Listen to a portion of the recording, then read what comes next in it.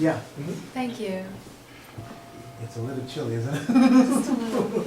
Yeah. So here we put in Carl Jung, and it said threshold of complain renunciation.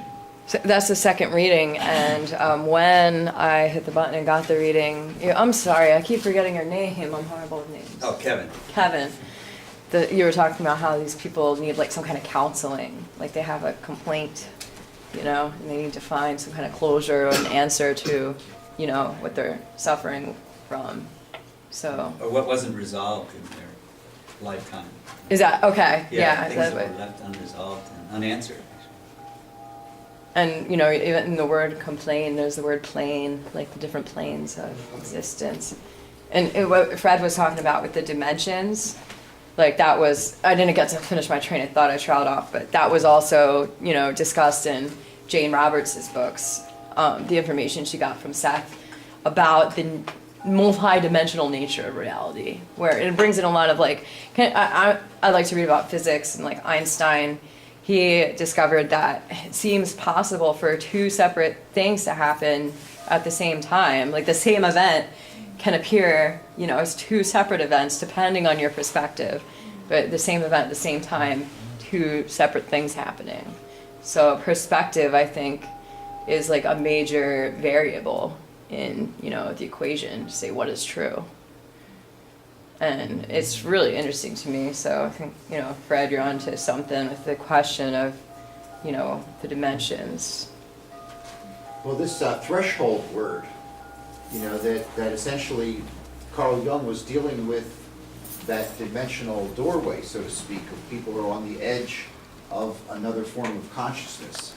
And you were saying about ghosts being kind of trapped and complain. People, are, not comfortable with whatever happened to them, and so they haunt. They're haunted by their thoughts, possibly. I'm not sure what you were exactly driving at with that, but I think that ghosts, for instance, we're kind of programmed with certain illusions, which may actually be detrimental to our lives, like believing that ashes to ashes, dust to dust, for example. Believing that death is the end, believing that ghosts can hurt you and haunt you. These are all beliefs that can actually be detrimental to your daily life. Believing that ghosts are bad may stop you from having these experiences, or maybe you're not at peace when you go to sleep at night. Some people may be just afraid to close their eyes that these things are going to get you. So any false beliefs that could be straightened out are to our benefit to run our lives better. I just wonder if anybody also has any, experiences with ghosts, spirit. Oh, yeah, you two A lot of both people have, and, share it. yeah, it'd be nice, I'd like to do it. Yeah, could you have Yeah, a ghost story you could share? I'm 50 now, but that was in my 20s. My father, he got killed in Vietnam when I was 5. And I was in my 20s, and I was at home at my mom's house, and my girlfriend was there with me. It was like 1 o'clock in the afternoon, a beautiful, sunny summer day, gorgeous. There's people outside, birds are chirping, gorgeous, bright day.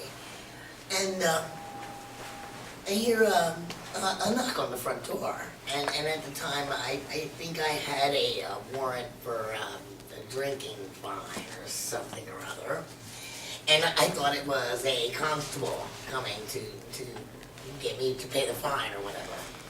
So me and my girlfriend, we ran upstairs into my mom's bedroom and locked the door, which was just one of those little doorknob locks, the little ones that you turn. Twisty. And we go, she had like a rocker recliner in there. It was in front of a sliding glass door. And we get down behind there. And hear this banging on the door, and suddenly I hear the front door, which was downstairs, come open. So we're like, oh my God, he's coming. And we hear this individual, the footsteps coming through the living room and up the steps. And these were the type of steps that go up, and then there's a landing and turn, and then you come up a second set of steps. So we hear the steps coming up, turn at the landing, come up the second flight of steps. And I hear the doorknob turning very, very gently, just. And the person, the individual is saying, Bobby, Bobby. And I swear to God, no one ever called me Bobby at the time. No one ever called me that, except for my father when he was alive and I was little. And they said it like 3 or 4 times, Bobby, Bobby. And at the same time, just turned the knob very gently a few times. It went click, click, click. Then my girlfriend's crying. I'm like, oh my God. And then we both hear the person, footsteps turn around, go back down the steps. We hear the front door open and close. And there's no more sound. So we wait about 10 minutes or whatever, kind of sneak up from behind the chair and look out the sliding glass door window to see if we see a car or anything pulling away. There's no cars out there. No one's walking down the sidewalk or leaving or anything. So, very odd. We eventually get the courage to go out the bedroom door and go down the steps. The strangest thing is, I go to the front door, the living room, which we heard open and close. The door is chain locked from the inside. At this point, my girlfriend is bawling. We're in our early 20s, like 22, 23, so it's not, we weren't little kids having this, you know. And to this day, I mean, even after that, I think I saw the constable, because I lived in a smaller town called York at the time, and small enough that, you know, everybody kind of knew everybody and stuff like that. And I asked him, you know, did you come to my house for me for a fine or something? No, you know, da-da-da-da-da. And to this day, and I'm 50 now, I have never been able to explain that incident, you know, in any way that made any sense. And the fact that the door was chain locked from the inside, still, you know, like, how did it happen? Was that the end of And it? calling me Bobby, like, I know the sound of my father's voice. It sounded like him. Oh, exactly. Oh, wow. He was in a band when he was alive, and he had lots of recordings of him singing and whatnot. All real tapes I had of him. I know his voice. He was a very soft-spoken man, and I've just never ever been able to explain that. Wow. And on top of that, in that same place where we lived, my mom used to have all kinds of experiences in that bedroom. She said she woke up one night and looked out her bedroom door into the hallway, and there were 3 men standing out there in suits. And they were pointing at her saying, that's the one right there, that's her. And it was only maybe a few years after she said that happened that she actually got cancer and died. Oh, wow. She died young and she was only 52. And it's just very odd that, look, the whole thing to me is odd. And aside from that, I've had several times in dreams, my mother came after she had passed away in a dream and spoke to me like face to face, and it was so real. You know, it wasn't even like a dream, like it was so real. I had an ex-girlfriend who passed away, same situation, in a dream. And I've read and heard that it's easier for people who have passed to communicate with us when we're sleeping for some reason. It's easier for them to reach into our minds for whatever reason. So I've always been, I don't know if I want to say haunted by that experience, but just never really able to explain it. And ever since that's happened, there's just no doubt in my mind. It was just, it was too far out. It was too far out. How about you? You had a story too? Wow. I remember when I was younger, me, my cousin, and another, I'm 30 years old, and when we were kids, well not kids, but in our teens, we were riding around on bikes in the trailer park. And one night I decided the trailer park, there was like 3 streets, and on the back of this one side there was cornfields. And it was nighttime, and I was gonna basically ditch my cousin and my friend to go cut up the cornfields. And I was riding back there, and I heard like I was being followed. I was riding a bike, but it wasn't footsteps that I heard, and it wasn't tires that I heard, but I heard the sound of the pebbles. Like I was being followed, I couldn't distinct the sound. But I really didn't think much of it at first, but I remember I looked behind me, and I seen like really tall, like 7, 8 feet tall blackness, and it was about 4 feet wide. And I didn't notice it at first because it was nighttime and there was no lights back there. But when I looked forward, that's when I did notice that the moonlight had everything lit up. And that's when I realized I seen the, of something. And I got so terrified that I decided to, I made a right and cut through somebody's yard to get back onto the front street. And then when I got out there, I see my cousin and our friend all the way down the other side of, the street. And so I rode down there, and at that point I forgot about it, I didn't think nothing of it. And then my cousin said to me, who are you with? I said, when?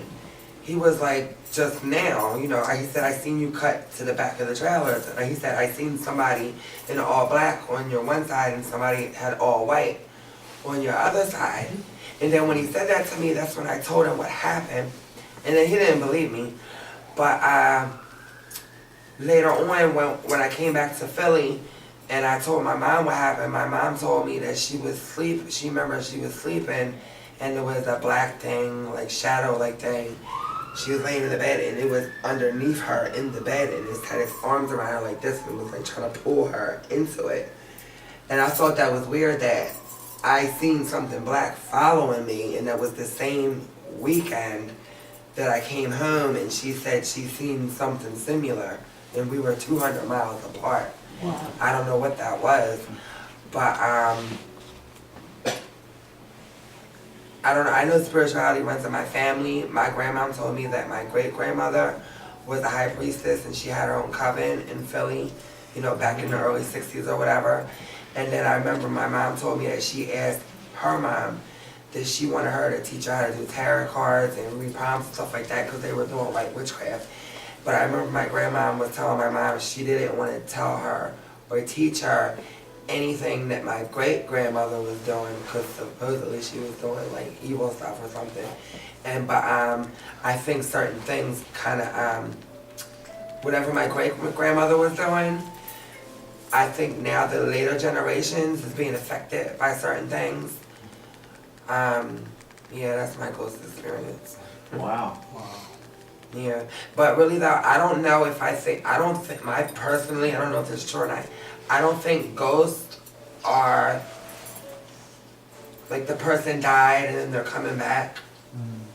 I was taught that, when we were younger, not from my biological family, but from my adopted family, I was taught that every human being is born with a spirit partner, like, and they grow up with you, and they know you inside and out. So that when the human does die, that spirit entity, it was never human, it was never alive in the human body, but it was with you when you were born. But that particular, I'm just gonna say spirit, but I'm not talking about a human being. But this partner, while the human dies, that human spirit partner remains alive in an invisible world. And because they missed their human partner that was alive so much, they're showing that person that they were partner to the living people, but the living people mistakes that partner for the one that was, am I making any sense? Me and Art were having this discussion like yesterday, and that was going to be my question is, do living people have ghosts while they're alive? Because I feel like, when you're born, you have a spirit, and maybe even in your sleep while you're alive, you can go and haunt, their spirit or experience things. Art and Becky might appreciate this. We do a lot of word plays and hidden meanings in words. So like what you were just saying, Becky was saying is like this physical body is like a vehicle, and it's hosting a spirit entity in us. Absolutely. And so the word ghost is go host. So to kind of catch where. So in other words, that we lose this, which is the host of the spirit. So ghost. Yeah, absolutely. Yeah. Yeah. My mom suffers from mental illness, and I don't think she thinks she does, but I can tell you, and she's a really smart, amazing person. I've seen her, she's been diagnosed with schizophrenia and all, just everything in the book she's been diagnosed with. And, growing up, I remember seeing her, it was weird. She seemed possessed to me. She'd be writing on the walls and just going on about, like Satan or something. And it was like you couldn't communicate with her. She seemed like possessed by something, but she seemed like, she couldn't really communicate with people who were actually in the room or who say, what's true and what's not. But she'd even have conversations with people who weren't there. And I always wondered, what is she experiencing when this is happening? And she doesn't seem to be able to remember it afterwards. And, it's been very confusing to the family and very difficult to deal with because it's so enigmatic. And, because she blacks out and she doesn't remember. But I see it happening and it's quite scary. And I just wonder, what is going on in her mind to make this happen? And then she participated in this research study at Cambridge where she had 10 psychiatrists and, they were all they were studying her. And they even hooked her up to the EEG machines, and they said that there was electrical storming occurring in her brain, abnormal electrical activity in the brain. But it's been a curious thing for me. So, I wonder if even while we're alive, we can kind of host the ghost of something. Can I say something? Yeah. I think in reference to what you're talking about, it's really interesting. The Western culture is more into the sciences in an external way, looking at the human body. And then more the Eastern world is more of a spiritual aspect of looking at the physical body. So it's like I feel you can't deny these psychological things that happen because it's like spiritual or ethereal kind of energy that has not been so much understood or controlled by the human person. Because I guess I see the human being as a dual person with half a physical body because you have physical senses. Then I feel you have by spiritual senses, like a spiritual DNA that you inherit from your family. But it's like the personalities, it's like your personal character. And I think that sometimes when people are more psychotic, they have more of the spiritual aspect that the psychiatrists have not dealt with because they're dealing with them in a physical sense instead of a spiritual sense. Yeah, I completely agree.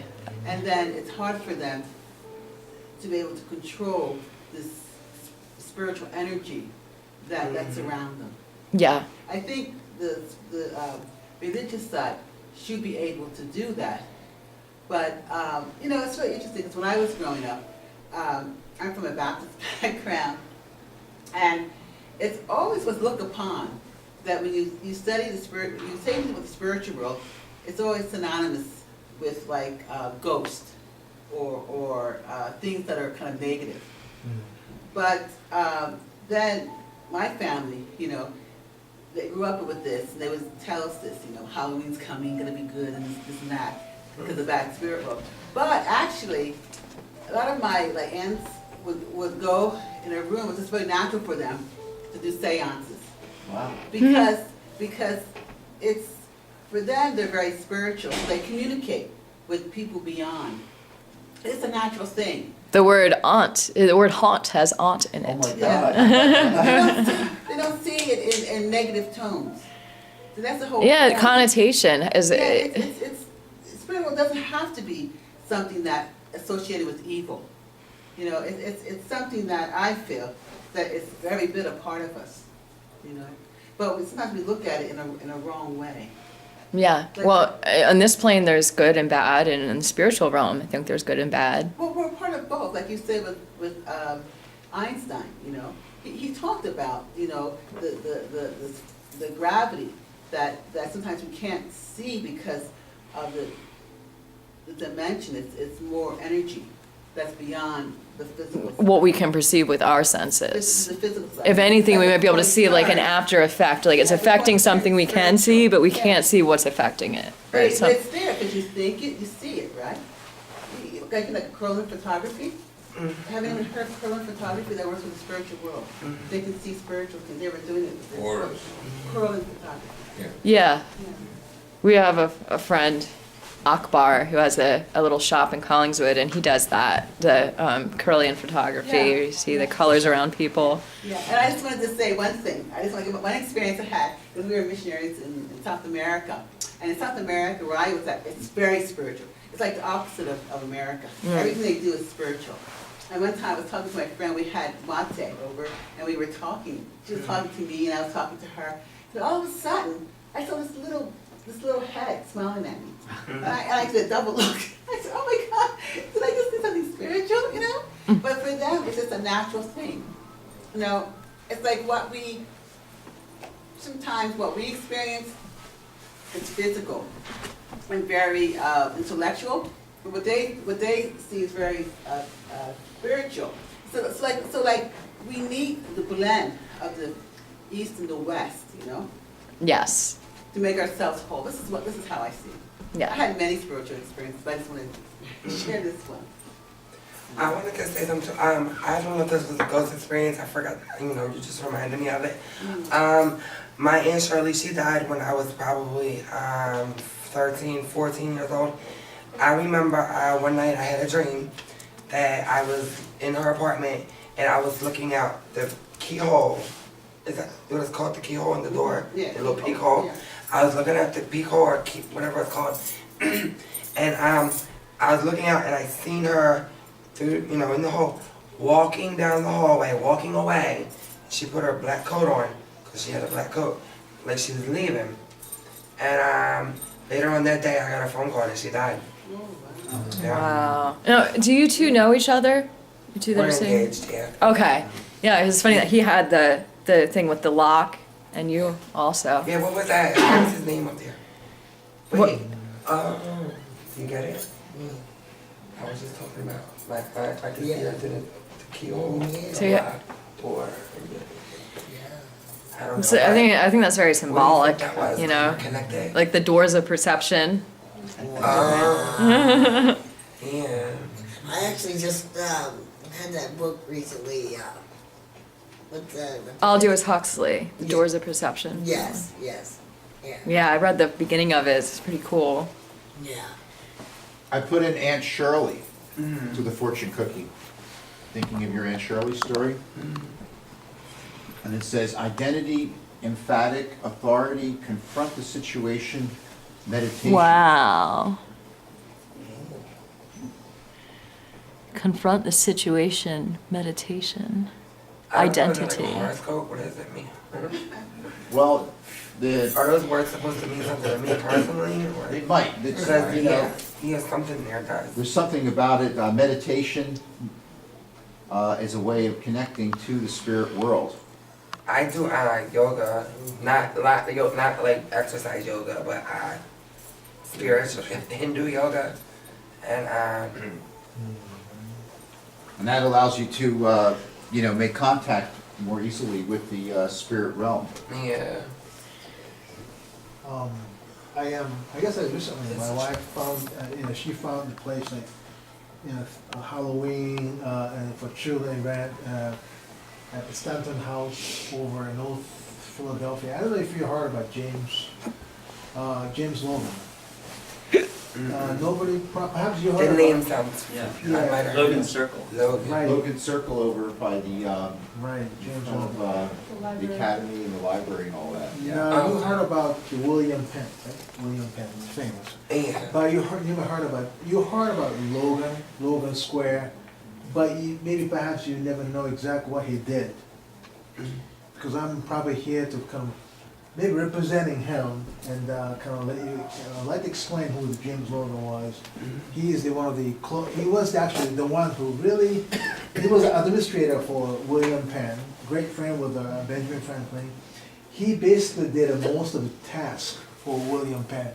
William Penn, going back and forth, England, the United States, but he was the one stayed where North Philadelphia area. He used to have 400 acres of land where he used to buying and selling for William Penn. But also had great treaty with the Native Indians, and he became a governor and also a mayor of the city, but nobody knows him really. So one day, my wife said, this is a great place to go, the Halloween event, and I went. In the middle of North Philadelphia, there is an old house, 1750, it was built back in the old days, called Stanton House, and I walked in.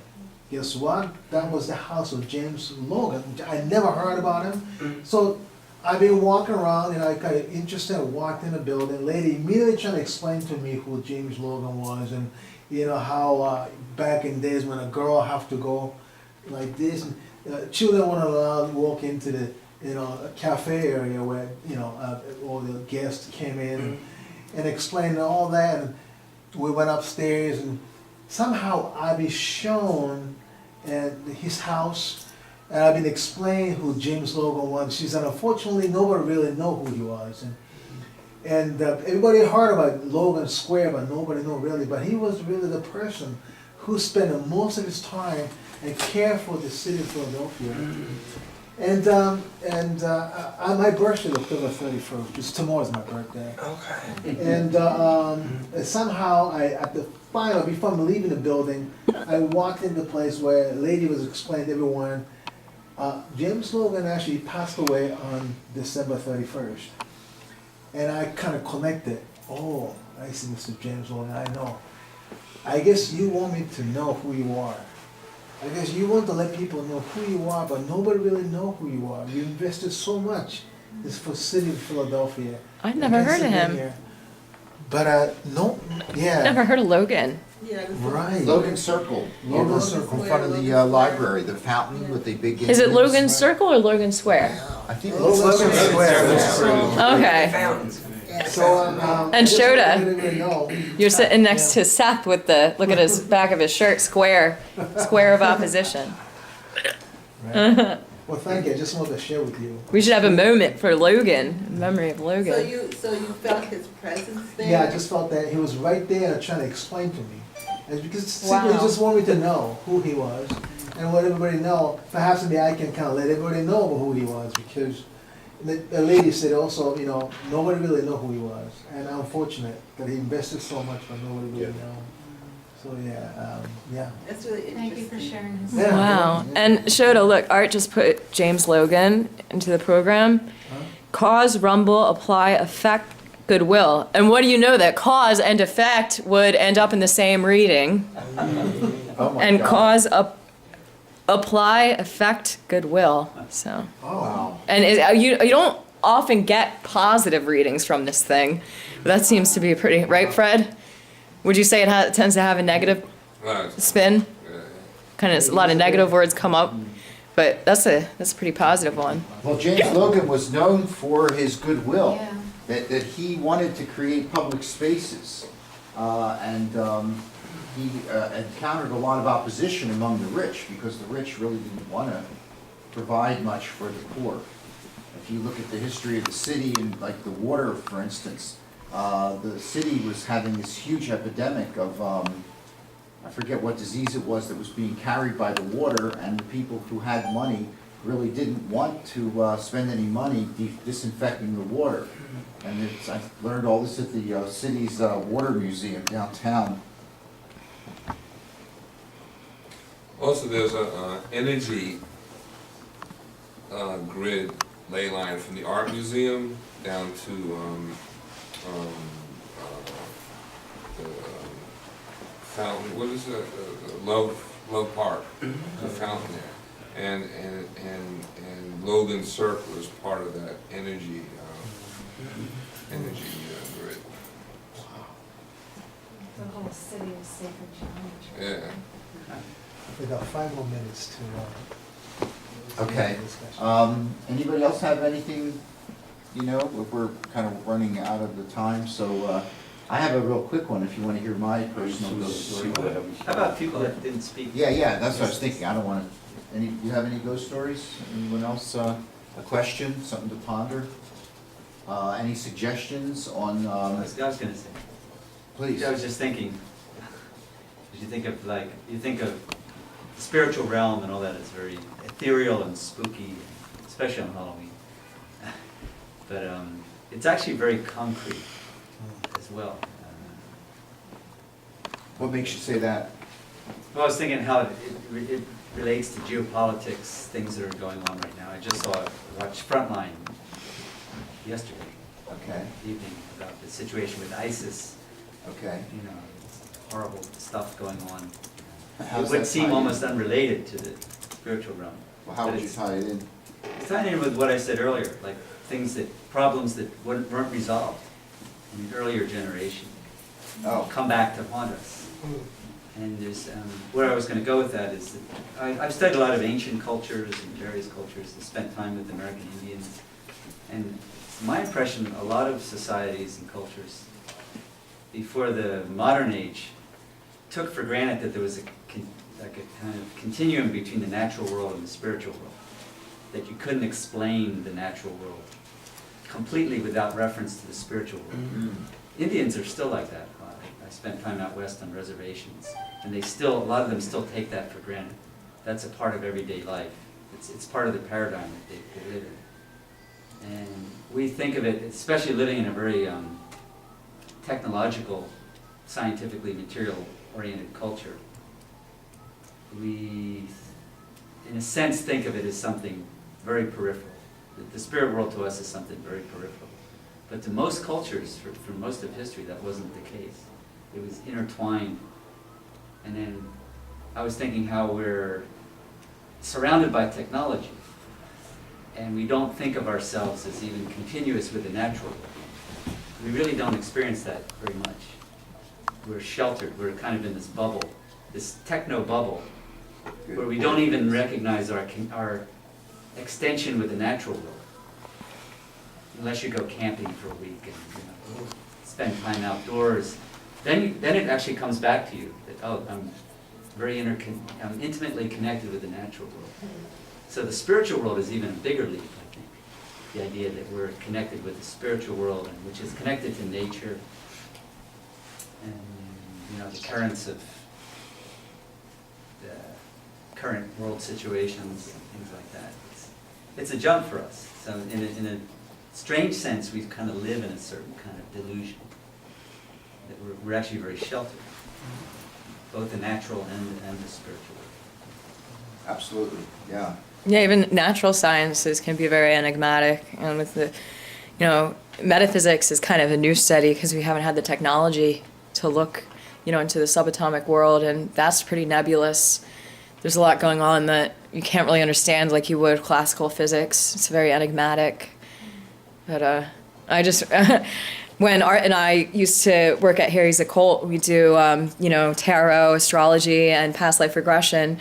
We'd often, when we did a past life regression, someone would make up a name for their past life. We'd ask questions about that, and I'd like to look up the name that they would give us, and so many times it applied to what they were describing. So I think that there is a meaning in names. So I looked up what does Logan mean, and it says little hollow, which Shoda, you said that he died on your birthday, which is Halloween, right? So, but they didn't know he was going to die on Halloween when they named him. Oh, wow. Uncanny. Do you know that, Mr. Logan? It also means meadow, and he wanted people to continue experiencing nature in the city. So he wanted to perpetuate people's experience of, you know, freedom in nature, so it goes along with that too. Like, for instance, Einstein, the name Einstein, Ein is one in German. So you have, and his equation, E equals mc squared, was essentially showing that all is one, that everything is energy. So Einstein is like all is one, from one to one. His name even, you know, has a connection with that, and you find that frequently. Like, for Also- instance, So it doesn't mean one beer mug. it could mean that too, Stein. yeah. Oh, yeah. When Philip Seymour Hoffman, he died this year. I thought he died on Groundhog Day, and the groundhog's name is Phil. Wow. February 2nd. So Einstein, Ein, okay, is one, German, and then at the end of his name, again, it says Ein. Right. Oh, yeah. So it's actually 1-1. Yeah. Wow. So, And like a stone makes me think like classical physics, you know, cause and effect of what motion and force. But then there's like the subatomic, like the atom. It's like a stone, one. and then multiple. Ein also in German is in or within. I think. Huh. Anyway. Well, all right. Mind. I think, Ein and mind. we have to kind of close him down right now, this session. Okay. Yeah, so time's up, and I'd like to make an announcement for the future events we have, and actually, Art, would you like to just explain that? Not just coming Thursday, but Thursday after, we have events on Shroud of. Right, I'm going to be presenting something that's kind of related to this on the Shroud of Turin and the Guadalupe.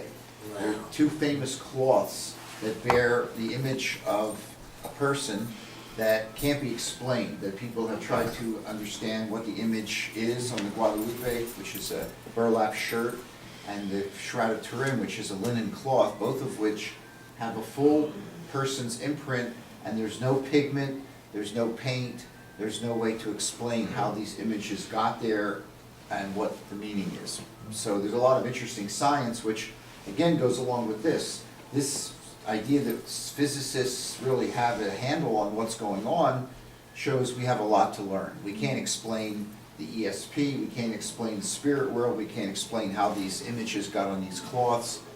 And so it opens you up to realize that what you think you need to learn what all these scientists are doing and go to college and realize that on a certain level they don't know that much, and that you are just as likely to discover deeper meanings on your own process, like people like Swedenborg and even Einstein. He didn't learn this stuff in school, he figured it out by visualizing what it was like to run next to a light beam.